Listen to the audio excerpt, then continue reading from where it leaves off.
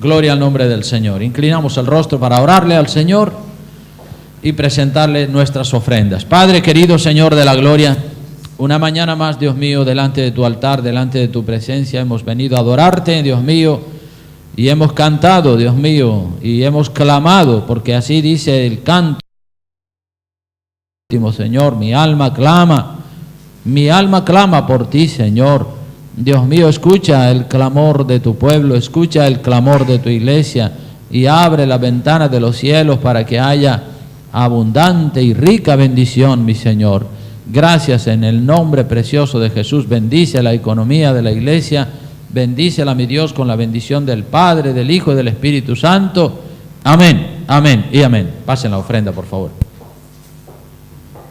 Bueno, mientras tanto que se recoge la ofrenda, le voy a dejar los anuncios de la semana. Recordarle a todos que el martes tenemos un estudio bíblico muy interesante, ¿sí? A partir del capítulo 18 del segundo libro de Reyes. El jueves tenemos las células en las casas, el viernes tenemos la vigilia, de 2 vigilias, una de 7 a 9 para las mujeres y otra de 9 a 11 para los varones. También tenemos el sábado a las 10 de la mañana un tiempo de oración y de ayuno con el hermano Luis Carlos y Nancy, los 3 cultos, ya saben, todos los domingos, a las 9, a las 11 y a las 7 de la tarde, y también el hermano René con algunas hermanas más, cada día de lunes a viernes a las 6 de la mañana hacen un devocional. Bueno, pues esos son los anuncios de la semana. Recordarles también que mañana lunes y martes, de 5 a 7 de la tarde, el hermano Arbey va a estar repartiendo ahí unos alimentos que hemos recibido del Banco de Alimentos, así que coordínense con él y traigan la documentación para que reciban esos alimentos. Lunes y martes de 5 a 7 de la tarde. Bueno, pues esos son los anuncios de la semana. Y ahora vamos a levantar una oración, vamos a clamarle al Señor que Él bendiga este mensaje que voy a predicar, que bendiga también a las personas. Juan, mi yerno, el que estaba tocando la batería, me ha pedido que oremos por su madre, que tiene un cáncer en estado terminal, y él quiere que oremos al Señor por ella, aunque la madre es cristiana y ama al Señor y está firme en Dios y no le teme a la muerte, ¿verdad? Porque la persona que tiene a Cristo en el corazón, si nos toca pasar para la eternidad, en el momento que Dios diga, pues hay que estar preparado, decir, bueno, la muerte no es un fin, sino un cambio de vida. Salimos de esta habitación donde estamos morando y nos vamos a morar en un cuerpo celestial que tiene el Señor preparado para todos aquellos que le aman. Entonces la muerte no es el fin, la muerte es un paso a la otra vida donde ya no habrá llanto, ni dolor, ni enfermedades, ni nada malo, ¿verdad? Entonces esa es la esperanza que tenemos nosotros los cristianos, que nos diferencia de la gente que no tiene temor de Dios, ¿verdad? La gente que no tiene temor de Dios, cuando ven que tienen un cáncer, uy, madre mía, ya se les cae el mundo encima, lloran y se amargan y lo pasan muy mal. Pero los que tenemos a Cristo, pues sabemos que un día nos toca pasar para allá, y si es antes o después, cuando el Señor determine, pues vamos con la seguridad y con la confianza de que el Señor nos acoge en su reino. Amén. Entonces, puestos de pie, por favor, vamos a orarle al Señor por esta petición y por cualquier otra petición que tengan cualquiera de ustedes también. Si tienen peticiones delante de Dios, se las presentan también al Señor ahí donde se encuentren. Dios querido, Padre bueno, levantamos nuestra mano y nuestra oración delante de ti en esta mañana, Señor. Te hemos adorado y hemos glorificado tu santo nombre con alabanzas y con cánticos, Señor. Y nos sentimos privilegiados y gozosos de estar en este lugar adorándote, Señor. Mientras tengamos vida aquí en la tierra, te adoraremos y te alabaremos, Señor, porque tu palabra dice, todo lo que respira, alabe al Señor. Y nosotros estamos respirando y por eso te alabamos y clamamos en toda nuestra fuerza, Señor, delante de tu altar. Te damos gracias, Dios mío, por el privilegio de haberte conocido. Te damos gracias por el perdón de nuestros muchos pecados, Señor. Te damos gracias, Dios mío, por la sangre que Cristo derramó en la cruz del Calvario para redimirnos a nosotros de toda maldición y de toda condenación, Señor. Te estamos contentos, Dios mío, y agradecidos todos los días de la vida. Queremos vivir, Dios mío, de acuerdo a tu designio, de acuerdo a tu voluntad. Hoy queremos, Dios mío, presentarte a la madre de Juan, nuestro hermano, Señor.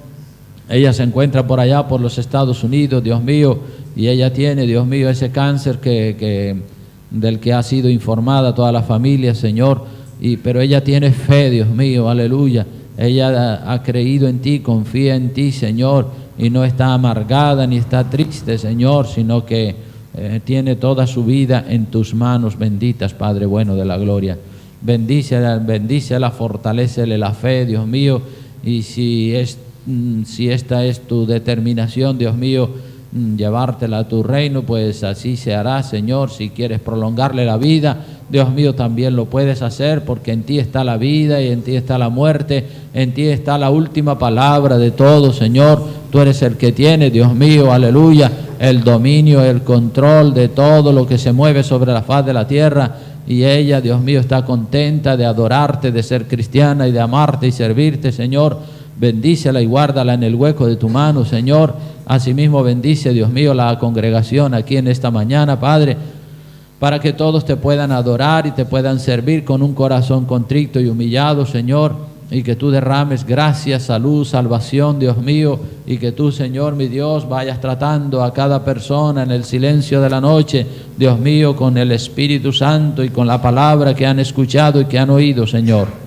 Dios mío, bendice la palabra que voy a predicar, Dios mío, para que los presentes aquí salgan bendecidos en esta mañana.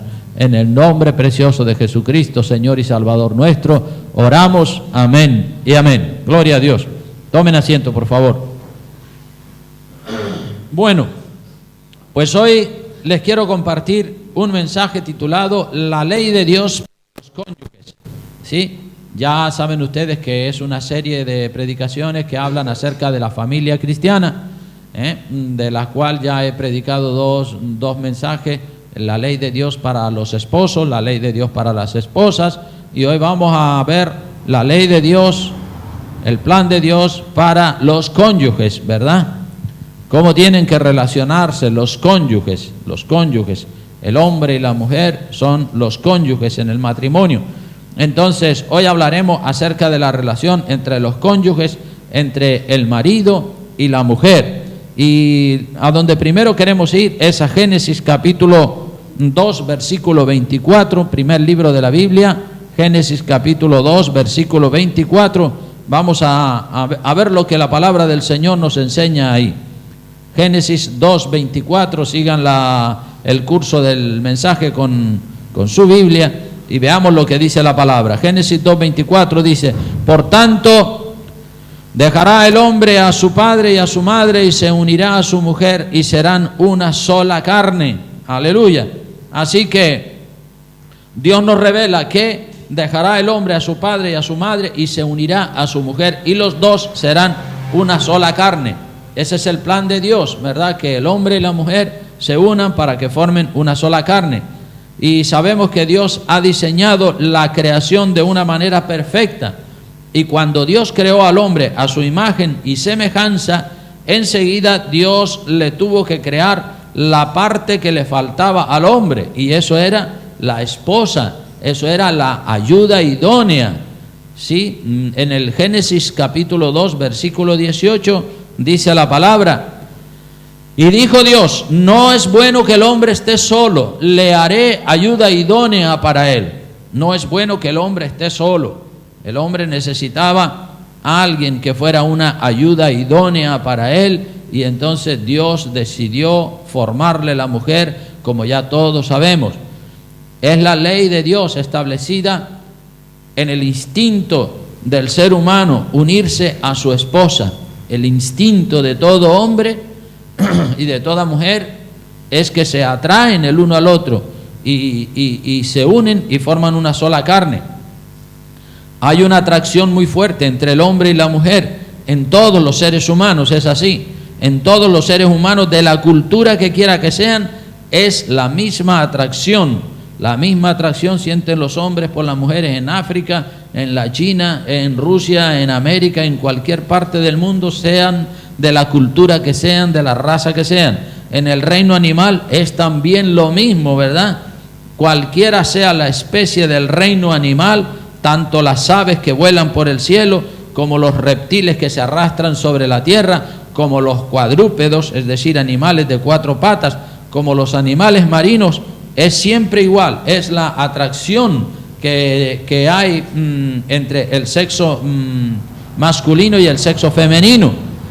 Y el matrimonio es la única institución que Dios creó antes de la caída de Adán y Eva. Fíjense, si es fuerte ese plan de Dios o no. Antes de la caída de Adán y Eva, antes que Adán y Eva cayeran en pecado, ya el matrimonio existía. O sea que el matrimonio existió en la dispensación de la inocencia. Cuando aún no se conocía el bien y el mal, ya el matrimonio Dios lo había formado. Dios mismo, después de haber creado a Eva, de una costilla de Adán, forma el matrimonio trayéndole a Adán esa compañera preciosa, esa compañera hermosa. Génesis capítulo 2, versículo 22 dice: y de la costilla que Jehová Dios tomó del hombre, hizo una mujer y la trajo al hombre.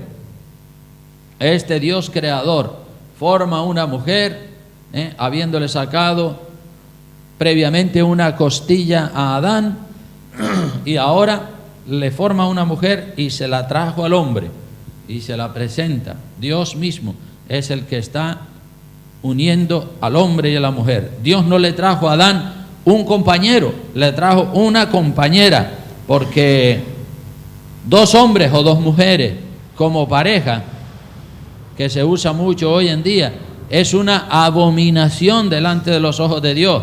A eso, a la unión de 2 hombres o de 2 mujeres, a eso no se le puede llamar matrimonio. Eso es un disparate, eso es una aberración impresionante. Entonces Adán está contento porque Dios le ha traído justo lo que él necesitaba. Y decir, hermanos, que juntarse y convivir en una unión libre y en convivencia sexual sin haber hecho el pacto matrimonial, eso es adulterio y es fornicación, que también se usa mucho hoy en día. Unión libre, no, vivimos en unión libre, pues eso es adulterio y eso es fornicación. La pareja que vive en unión libre, cuando se convierten a Cristo, inmediatamente quieren hacer el pacto y poner orden en ese desorden, porque hace falta un pacto. El pacto es donde el hombre y la mujer mutuamente se prometen fidelidad y se prometen mantenerse fieles el uno al otro y se toman como marido y como esposa. Así que debe haber pacto de fidelidad ante el juez de turno y ante el pastor de la iglesia. Ese es el plan de Dios, ¿verdad? Porque Dios quiere que todo esté dentro del orden. Dios es un Dios de orden, ¿sí? Lo dice la palabra bien claro. Y el orden establecido por Dios es el matrimonio con su pacto correspondiente de fidelidad. Aleluya, porque si no hay un pacto de fidelidad, pues es juntarse, y juntarse es vivir en pecado. Dice el comentarista Matthew Henry que Dios no tomó un hueso del pie de Adán para formar a Eva, para que Adán no pisoteara a la mujer. Tampoco Dios tomó un hueso de la cabeza de Adán para que Eva no gobernara a Adán, sino que Dios tomó una costilla, ¿sí? Y la costilla sabemos que son esos huesitos que protegen el corazón y los órganos interiores, ¿verdad? Entonces Dios tomó de Adán una costilla, ese hueso que, como digo, está junto al corazón para que el hombre le diera protección a la mujer y para que el hombre amara a su esposa, como bien claro dice la palabra y como hemos predicado en otros mensajes acerca del papel de del papel del hombre para con su mujer o del papel de la mujer para con su marido, es decir, la ley de Dios para el varón como esposo, la ley de Dios para la mujer como esposa. Algunas personas pensarían que Dios debió darle varias esposas a Adán para que el mundo se poblara más rápidamente, pero Dios es perfecto y lo que Él hace es lo ideal. Dios le dio a Adán una sola esposa, y así que la poligamia, es decir, el hombre que tiene varias esposas, ese no es el plan de Dios. El plan de Dios es una esposa para cada hombre, un hombre para cada esposa, es decir, como lo hizo al principio. Eso es lo perfecto. Decir también que el matrimonio es el orden de Dios, es decir, es justo lo que Dios quiere. El matrimonio es una honra. Vivir en el matrimonio es vivir en un estado honroso. En el libro de Hebreos capítulo 13 versículo 4 dice la palabra de Dios, vengan conmigo a Hebreos capítulo 13 versículo 4, dice allí: honroso sea en todos el matrimonio y el lecho sin mancilla, el lecho sin mancha, sin adulterio, sin pecado, ¿verdad? Y el lecho sin mancilla, pero a los fornicarios y a los adúlteros los juzgará Dios. Es decir, que Dios quiere matrimonios puros, matrimonios fieles, que el hombre le mantenga la fidelidad a la esposa y la esposa le mantenga su fidelidad al hombre. El matrimonio es el estado donde el hombre y la mujer se sienten bien y se sienten completos, donde encuentran ya cada uno su complemento. No es bueno que el hombre esté solo, le haré ayuda idónea para él, leímos anteriormente. Así que por lo tanto, es el plan de Dios que el hombre encuentre su pareja o su media naranja y se casen y procreen y tengan descendencia, para que al morir una generación se levante otra generación nueva. La unión sexual en el matrimonio es un misterio maravilloso. Ocupa muy poco tiempo, pero consolida la relación matrimonial. La relación sexual en el matrimonio es un acto físico, pero involucra más que sensaciones físicas. Involucra lo que es el alma, el espíritu. La relación sexual en el matrimonio tiene el propósito de la procreación. Un matrimonio, cuando procrean, se sienten que hacen lo correcto delante de Dios y que cumplen el plan de Dios para el matrimonio, ¿verdad? Porque es un matrimonio que comienza a dar fruto. Decir también que la relación sexual en el matrimonio produce una vinculación tan profunda en los cónyuges que los convierte en una sola carne. Por la relación sexual se convierten en una sola carne. El hombre y la mujer como que se funden, siendo dos se funden en uno. La relación sexual en el matrimonio es una entrega mutua de dos identidades diferentes, que al fundirse la una con la otra se produce el milagro de la procreación. Dos identidades diferentes, de género diferente, al fundirse la una con la otra se produce el milagro de la procreación. Y mientras más éxito tiene la relación sexual en el matrimonio, mayor es el grado de satisfacción obtenido por ambas partes. El sexo es un acto de entrega total del uno a la otra y viceversa en el matrimonio, una entrega total. La relación sexual en el matrimonio es un acto espiritual donde se produce unidad, armonía y acuerdo, y dos se hacen uno en el matrimonio, que es el único estado que Dios aprueba para que se desarrolle la vida sexual de manera plena y total. Dice también un refrán que hay por ahí, que dos que duermen en el mismo colchón son de la misma opinión, y es verdad. Se funden, empiezan a pensar igual, empiezan a ser de la misma opinión. La relación sexual en el matrimonio no es lo único importante. El hombre debe de estar con su mujer y conversar con ella mucho y acoplarse el uno al otro en todas las áreas, para que no hayan diferencias de opinión. Deben de conversar. Dice el refrán que hablando la gente se entiende, ¿verdad? Pero cuando no hay comunicación en un matrimonio, no hay manera de entenderse, ¿verdad? Tiene que haber comunicación, tiene que haber diálogo. El diálogo fluido entre los dos cónyuges hace que se conozcan y que se adapten y que los dos sean uno en todos los sentidos. Ya no solamente uno en el acto sexual, sino también en la manera de pensar.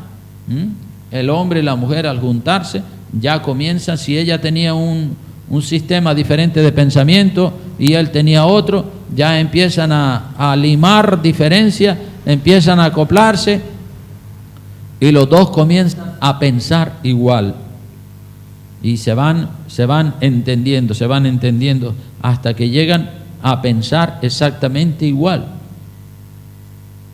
Pensar, hablar también de la misma manera, administrar el dinero, ¿verdad? Porque el dinero es la raíz de todos los males, como saben ustedes, y por causa del dinero muchísimos matrimonios se rompen porque él tiene una manera de administrarlo y ella tiene otra. Entonces hay que unificar criterios, ¿verdad? Pensar igual, administrar igual, hablar igual, la manera de educar los hijos también suele ser diferente, la de ella a la de él y la de él a la de ella, y entonces también hay que dialogar mucho para decir, mira, la manera de educar los hijos tiene que ser esta, la que dice el Señor, ¿verdad? Y tanto él como ella empiezan a poner las leyes de Dios en su corazón y entonces empiezan a entenderse, empiezan a acoplarse, a pensar igual, a hablar igual, a administrar igual, a corregir los niños igual, y hay un entendimiento pleno, ¿verdad? Y a medida que van transcurriendo los años, ese matrimonio se va entendiendo más. Y todos tenemos que hacer ajustes y todos tenemos que hacer arreglos, ¿verdad? Porque a veces es el hombre el que tiene maneras equivocadas de pensar o de hablar o de administrar el dinero o de educar los hijos. A veces es la mujer la que está equivocada. A veces están equivocados los dos. Uno está más y otro está menos equivocado, pero hay equivocaciones por ambas partes y entonces hay que buscar la coinonía, la armonía, la sintonía. Y si necesita consejería a nivel matrimonial, pues puede pedirla. Para eso estamos aquí, para eso está el pastor, y tenemos también un grupo de consejeros matrimoniales que pueden ayudar a los matrimonios a que se entiendan, a que pongan tanto él como ella las leyes de Dios en su propio corazón para que así puedan entenderse, ¿verdad? Porque el plan de Dios, el orden de Dios para el matrimonio es lo más bonito que hay, y cuando entramos por lo que dice la palabra de Dios, el matrimonio funciona. Ahora, si él tiene una opinión o ella tiene otra opinión y no se dejan tratar, evidentemente ese matrimonio terminará roto. Pero cuando ambos se dejan tratar por Dios y por su Espíritu y por su palabra sobre todo, ahí se comienza a producir un entendimiento, ahí se comienza a producir una reconciliación y el matrimonio va a funcionar de las mil maravillas. Y yo sé esto porque en mi vida lo hemos practicado. Mi esposa y yo éramos de familias católico-romanas, y cuando llevábamos 2 años de casados nos entregamos a Cristo. En los 2 primeros años de casados tuvimos muchas diferencias porque claro, no conocíamos la palabra de Dios, pero cuando nos entregamos a Cristo y conocimos la palabra de Dios nos fue corrigiendo tanto a ella por un lado como a mí por otro lado, y entonces llegamos a tener un entendimiento precioso, perfecto. Llevamos ya 41 años de casados y ha sido una bendición tanto para ella como para un servidor nuestro matrimonio, del que hemos tenido 5 hijos, y estamos de verdad contentos, y cada día ella y yo pensamos de la misma manera. Así que converse mucho con su esposa, ¿sí? Y no mire tanta televisión, que es uno de los vicios que suelen tener los varones, ¿verdad? Se ponen a mirar la televisión y la esposa allí y ella quiere hablar, pero él no tiene ganas de hablar. Hay que hablar mucho. Hay algunos hombres que no quieren conversar, no quieren dialogar con la esposa y entenderse con ella, solamente quieren la relación sexual, y eso no está bien. Hay que hablar para poderse entender. Hablando se entiende la gente. Si no se habla, no va a haber entendimiento. Pero para que las relaciones sexuales sean satisfactorias para ambos cónyuges, debe haber primero diálogo, sintonía, amor, entendimiento y buena voluntad entre ambos cónyuges.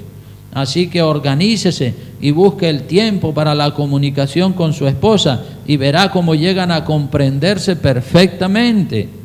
Y si todavía tienen dudas, pues pueden recurrir a un servidor, a un consejero matrimonial, y le aconsejamos y le guiamos correctamente.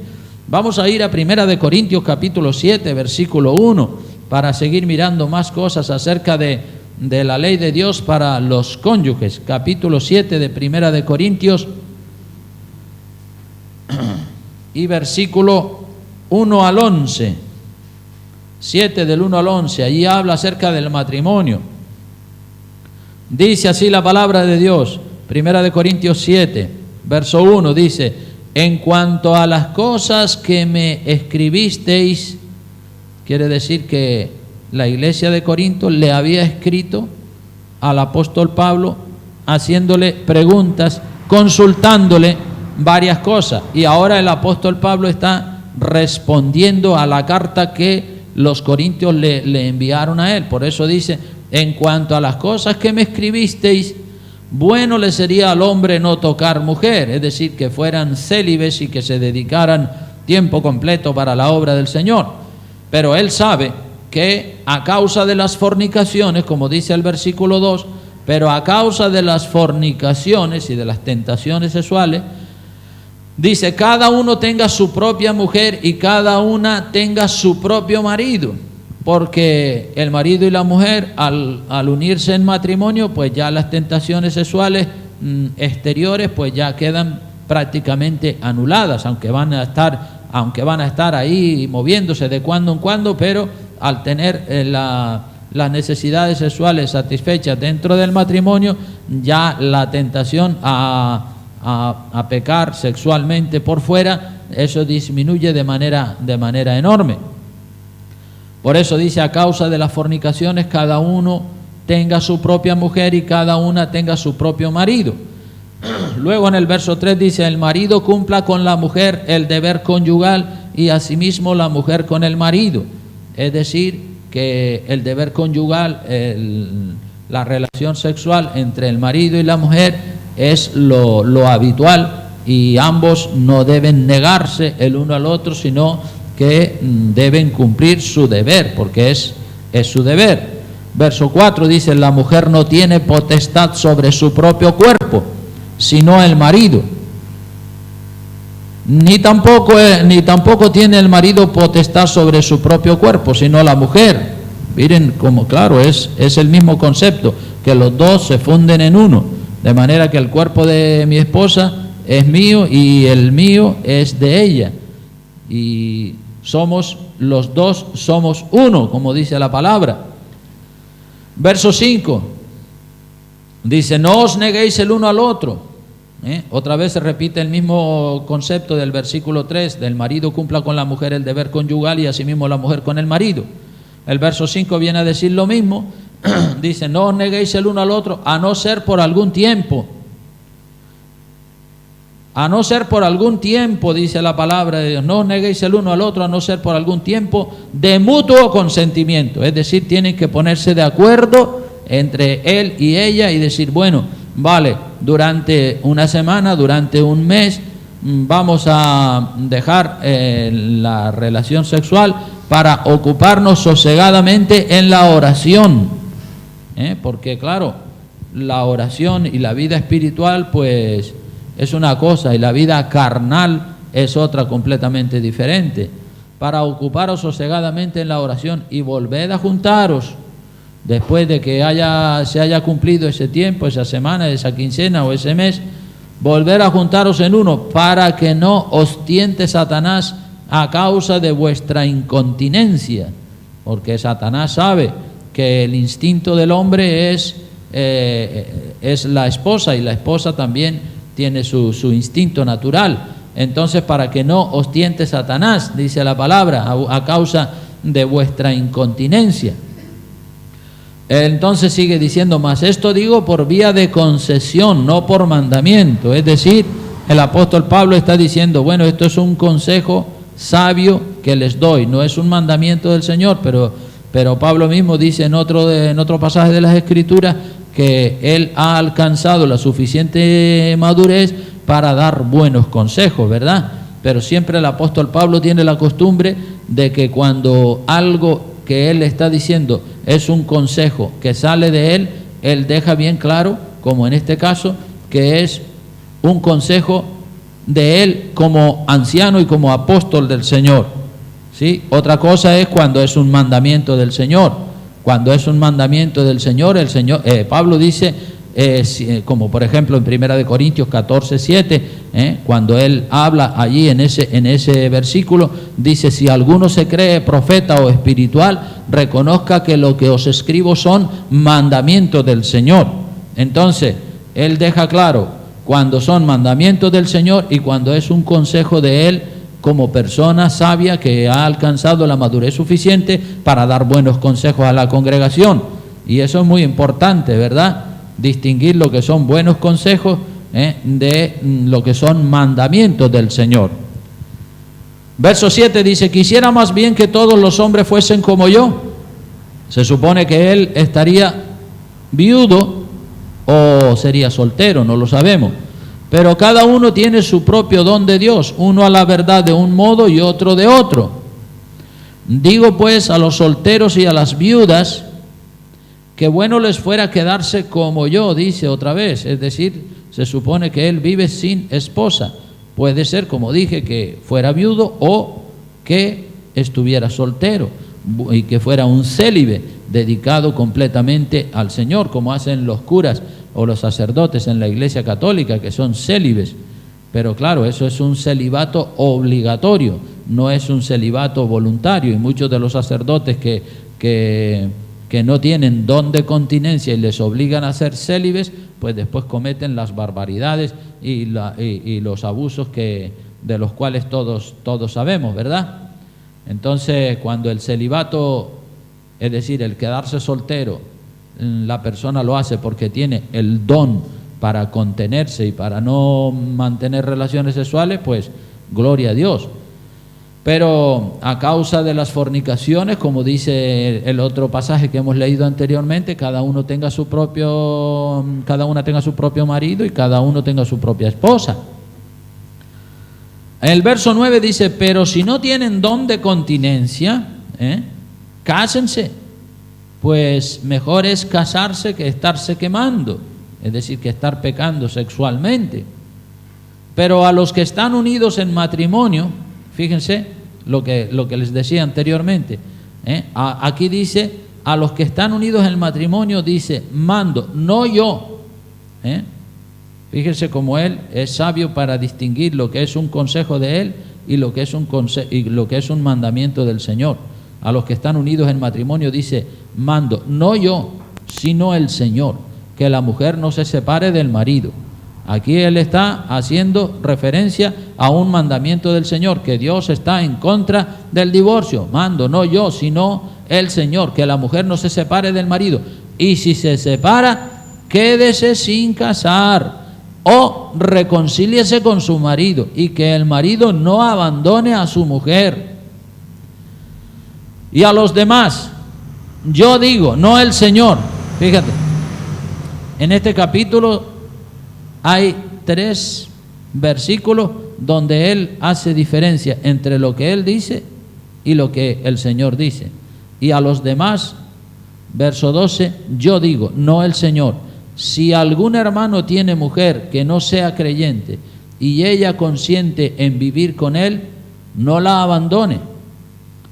Y consideramos que eso es un buen consejo, aunque lo dice Pablo, no lo dice el Señor, lo dice él, pero como él tiene madurez suficiente, creemos que este consejo, pues obviamente viene de parte de Dios también, pero él quiere hacer una diferencia entre lo que él dice y lo que dice el Señor. Así que a los demás yo digo, no el Señor, si algún hermano tiene mujer que no sea creyente y ella consiente en vivir con él, dice, no lo abandone, no la abandone. En otras palabras, que si tu esposa, dos personas que son inconversos, uno de los dos se convierte y el otro no se convierte, bien sea la mujer o sea el hombre el que no se convierte, pues el convertido no debe de, el creyente convertido no debe de abandonar al cónyuge que no se ha convertido, no lo abandone. Y si una mujer tiene marido que no sea creyente, verso 13, y él consiente en vivir con ella, no la abandone, el mismo principio, porque el marido incrédulo es santificado en la mujer y la mujer incrédula en el marido, pues de otra manera vuestros hijos serían inmundos, mientras que ahora son santos. O sea que ven la unidad que hay ya no solo entre el marido y la mujer, sino también con respecto a los hijos. Ahora ya dice, pues de otra manera vuestros hijos serían inmundos, mientras que ahora son santos. Pero, verso 15, si el incrédulo se separa, sepárese, pues no está el hermano o la hermana sujeto a servidumbre en semejante caso, sino que a paz nos llamó el Señor. Es decir, que si el cónyuge incrédulo dice, ya me aparto de esta mujer o me aparto de este hombre, pues es una decisión unilateral que está haciendo el cónyuge que no es cristiano y se aparta y abandona al cónyuge cristiano. Pero siempre se busca la unidad, siempre se busca el acuerdo, la armonía. Verso 16 dice, porque ¿qué sabes tú, oh mujer, si quizá harás salvo a tu marido? ¿O qué sabes tú, oh marido, si quizá harás salva a tu mujer? Claro que sí, si uno de los dos se convierte y ese que se convirtió tiene fe y ora por su cónyuge inconverso y le clama y le pide a Dios, pues seguramente con esas oraciones logrará que el cónyuge inconverso se convierta a Cristo. Aleluya. Así que esa es la voluntad de Dios. Y hoy en día sabemos que se rompen muchos matrimonios. Se rompen matrimonios con una facilidad impresionante. Pero el plan de Dios es que el matrimonio sea para toda la vida, hermanos. El plan de Dios es que el matrimonio sea para toda la vida. ¿Cuántos dicen amén? Amén. Capítulo 19 del libro de Mateo. Vamos allí a capítulo 19 del libro de Mateo para ver lo que dice la palabra sobre el plan de Dios en el matrimonio. Capítulo 19, versículo 3 de Mateo, dice así la palabra. Entonces vinieron a él los fariseos tentándole y diciéndole, mira la pregunta que vinieron a hacerle al Señor Jesucristo los fariseos para tentarle, y le dijeron, ¿es lícito al hombre repudiar a su mujer por cualquier causa? Está bien, en otras palabras, está bien que el hombre por cualquier causa pues abandone a su esposa, si a lo mejor no sabe cocinar bien o no sabe hacer alguna de las funciones propias de la mujer. Está bien que el hombre por cualquier causa abandone a su mujer.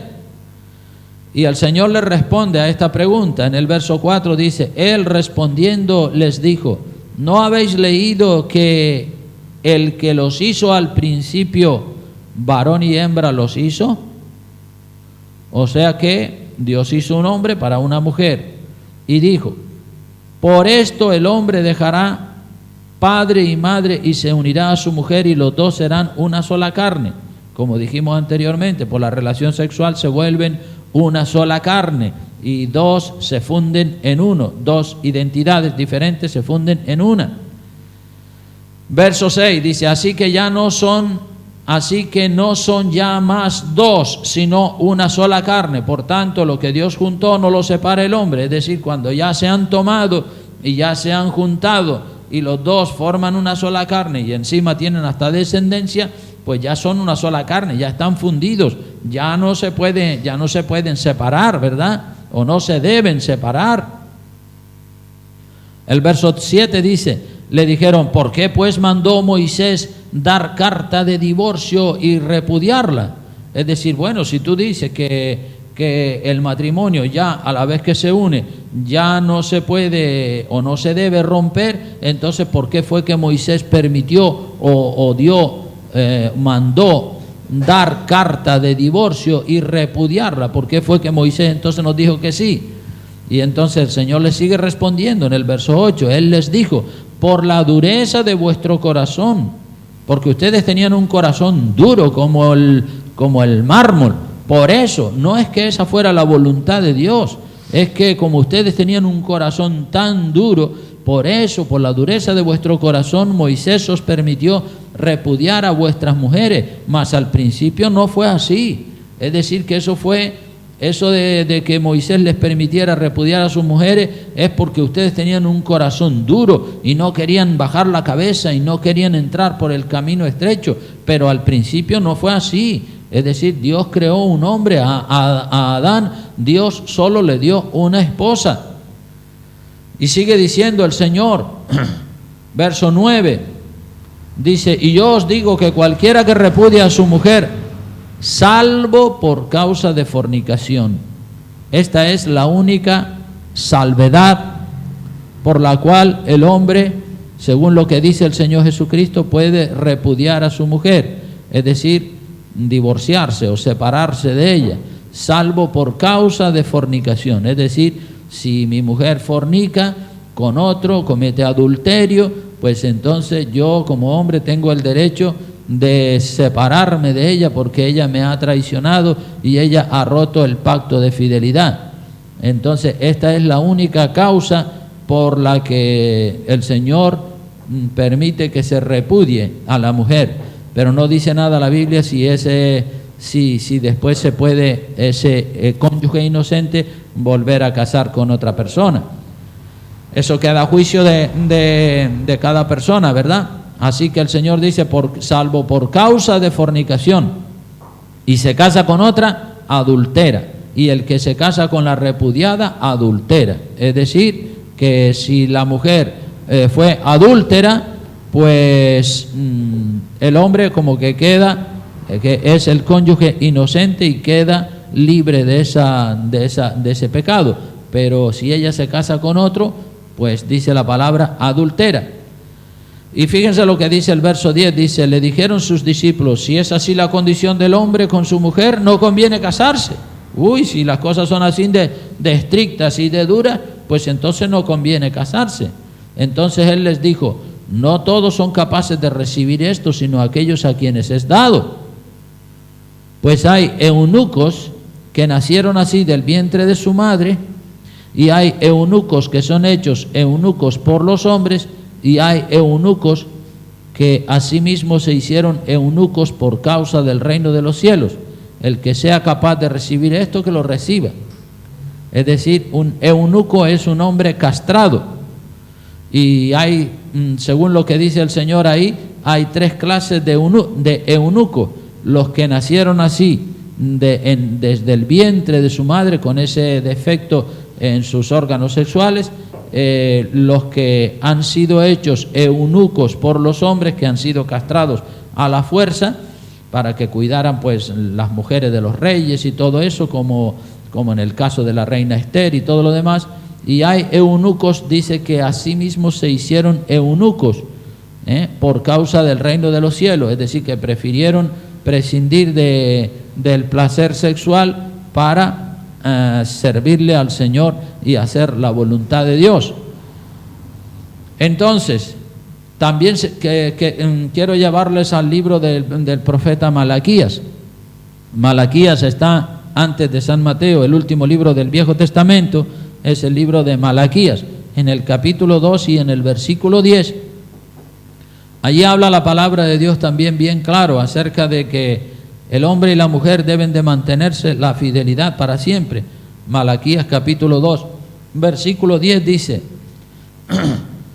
dice así, lo encontraron todos, amén. Dice: ¿no tenemos todos un mismo Padre? Refiriéndose a Dios. ¿No es Dios nuestro Padre? Claro que sí, físicamente cada uno tiene su propio Padre, pero espiritualmente no tenemos todos un mismo Padre. Amén. Claro, Dios es nuestro Padre. Dice: ¿no nos ha creado un mismo Dios? Claro que sí. ¿Por qué pues, dice, por qué pues nos portamos deslealmente el uno contra el otro, profanando el pacto de nuestros padres? ¿Por qué hay deslealtades, infidelidades? Verso 11 dice, prevaricó Judá, y en Israel y en Jerusalén se ha cometido abominación, porque Judá ha profanado el santuario de Jehová que él amó, y se casó con la hija de Dios extraño. Idolatría, que es adulterio espiritual. Verso 12, Jehová cortará de las tiendas de Jacob al hombre que hiciere esto, al que vela y al que responde, y al que ofrece ofrenda a Jehová de los ejércitos. Y otra vez haréis cubrir el altar de Jehová de lágrimas, de llanto y de clamor. Así que no miraré más la ofrenda para aceptarla con gusto de vuestra mano. Es decir, que el pueblo va a estar clamando y va a estar llorando y va a estarle suplicando a Dios y va a estarle ofreciendo ofrendas a Dios para que Dios les escuche. Pero Dios no quiere escucharle. Y la gente dirá, verso 14, más diréis, ¿por qué? ¿Por qué no nos quieres escuchar? Dice, porque Jehová ha atestiguado entre ti y la mujer de tu juventud, contra la cual has sido desleal, siendo ella tu compañera y la mujer de tu pacto. Es decir, por esa razón Dios no quiere escuchar tu oración. ¿Por qué? Porque has sido desleal, has sido infiel con la mujer de tu juventud, siendo ella la compañera, la mujer de tu pacto con la cual te casaste. Y sigue diciendo el verso 15, dice, ¿no hizo él uno, habiendo en él abundancia de espíritu? ¿Y por qué uno? Es decir, de los dos hizo uno. ¿Por qué uno? Porque buscaba una descendencia para Dios, porque Dios estaba buscando así que los hijos nacidos en el matrimonio fueran una descendencia para Dios. Porque claro, cuando hay hijos desperdigados por ahí, como hemos conocido tantos casos de hombres que tienen hijos con 6 o 7 mujeres, pues eso no es una descendencia para Dios, eso es una descendencia para el diablo, porque no han ejercido como padres. Pero cuando los hijos nacen dentro del matrimonio y el padre está ahí y la madre también están presentes en el hogar, entonces eso es una descendencia para Dios y los instruyen correctamente. Pero si están todos desperdigados, ¿cómo el padre puede hacer el papel de padre si tiene un hijo por allá y otro por el otro lado y otro en otro pueblo distante? No puede hacerlo. Dios buscaba una descendencia para Dios y sigue diciendo, guardaos pues en vuestro espíritu y no seáis desleales con la mujer de vuestra juventud, porque Jehová, Dios de Israel, ha dicho que Él, ¿qué dice? ¿Qué dice el Señor? Aborrece, ¿qué cosa? El repudio, el divorcio, y al que cubre de iniquidad su vestido, dijo Jehová de los ejércitos, guardaos pues en vuestro espíritu y no seáis desleales. O sea que el Señor quiere el matrimonio unido ahí para siempre. El matrimonio debe ser más que un contrato. Un contrato se rompe y la parte que lo rompe deja libre a la otra parte del cumplimiento del contrato. Pero el matrimonio debe ser un pacto de fidelidad que no se rompe nunca. Lo único que rompe el matrimonio es la muerte de uno de los dos. Las leyes seculares promulgadas por los gobiernos de las naciones acerca del divorcio no están basadas en la perfecta voluntad de Dios, sino que están basadas o están hechas para complacer al hombre caído y al hombre rebelde a la ley de Dios. Por eso los gobiernos hacen leyes y aprueban divorcios y toda clase de barbaridades, pero es para complacer al hombre que está caído, al hombre que está en pecado. No son leyes de acuerdo al plan de Dios. Así que si usted ha tenido un matrimonio desafortunado y ahora está solo o está sola y usted es inocente y usted no ha tenido la culpa de que su matrimonio se le rompa, seguramente usted está sufriendo. Pero el sufrimiento también, hay que decirlo, el sufrimiento nos purifica el espíritu. El sufrimiento del cuerpo físico nos purifica el espíritu. Y como dice el refrán, no hay mal que por bien no venga. Y a los que aman a Dios, todas las cosas les ayudan para bien. Aproveche esa soledad que tiene para darle a Dios lo mejor de su vida. Los cristianos todos deberían de estar en contra del divorcio. A veces nos toca a nosotros sufrir penalidades por ser cristianos de principio bíblico, porque hay cristianos que no tienen principios de ninguna clase, sino que todo vale.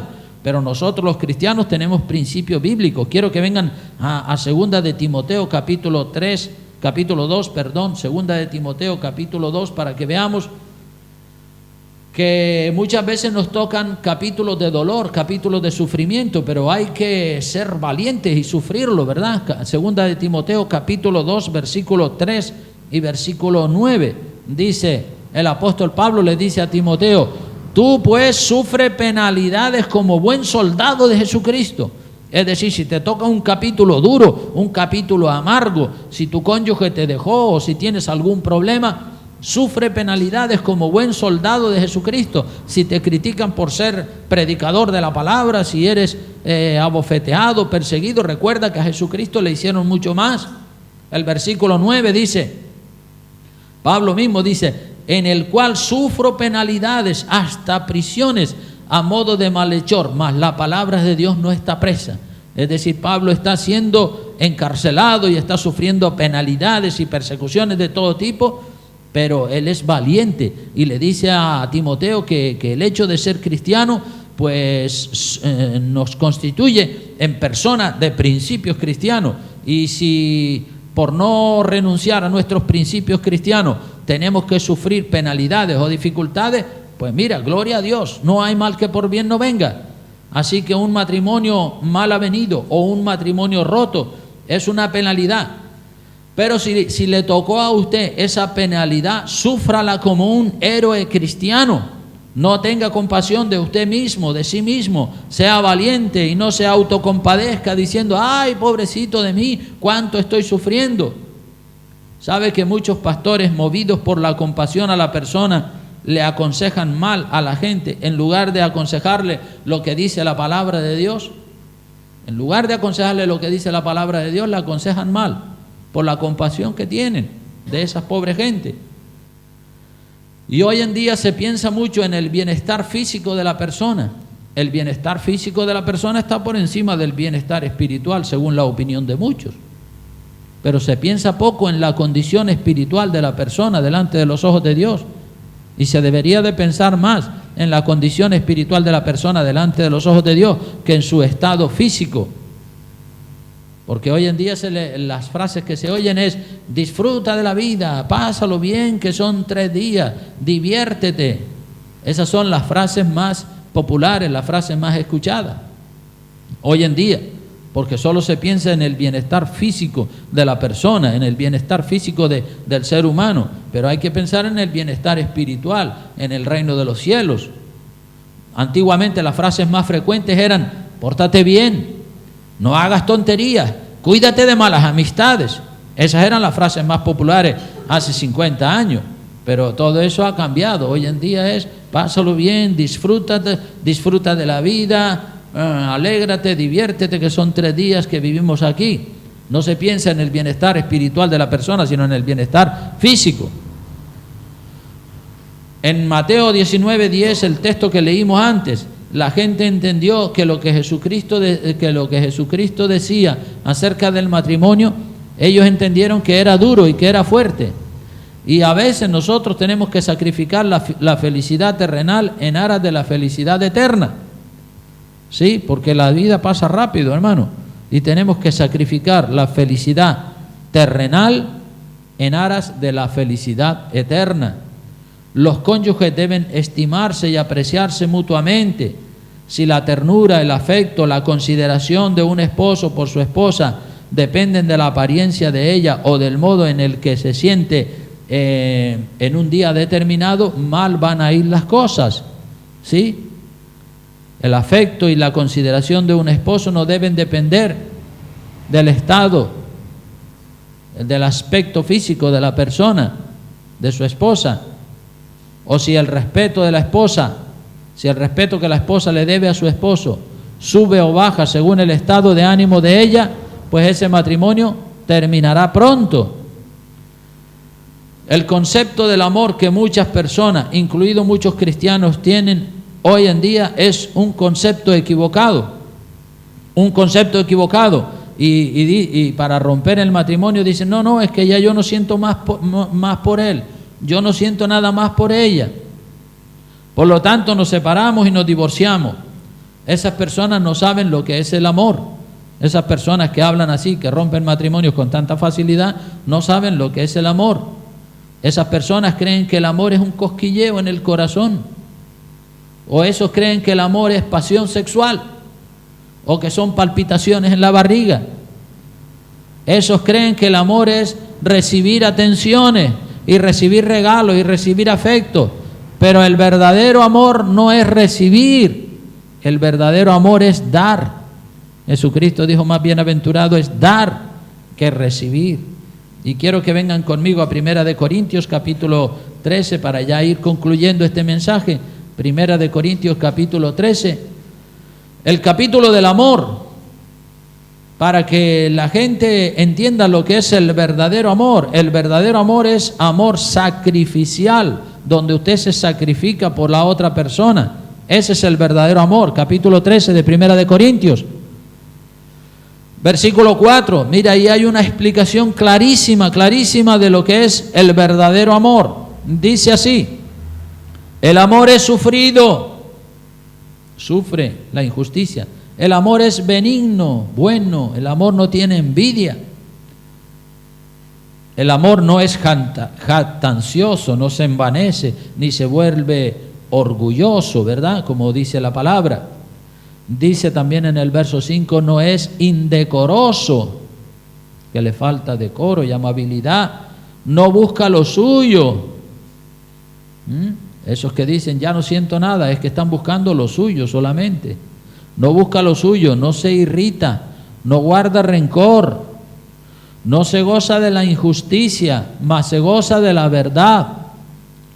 Y mira lo que dice el verso 7, dice, todo lo sufre, todo lo cree, todo lo espera, todo lo soporta. Ese es el verdadero amor, amor sacrificial.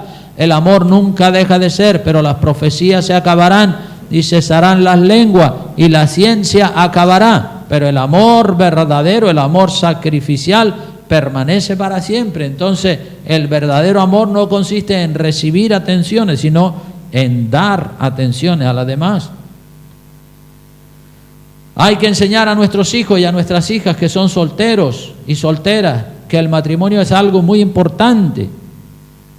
Lo más importante de todo en la vida es la salvación del alma. Eso es lo más importante. Pero lo segundo más importante es encontrar el cónyuge con el cual compartir el resto de su vida.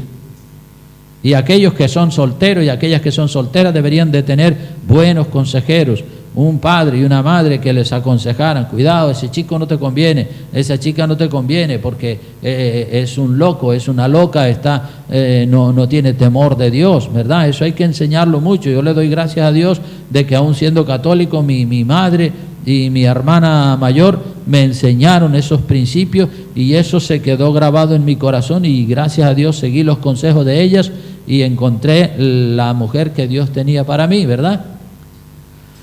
Así que hable mucho con sus hijos adolescentes para que no cometan el error de casarse a lo loco con cualquiera.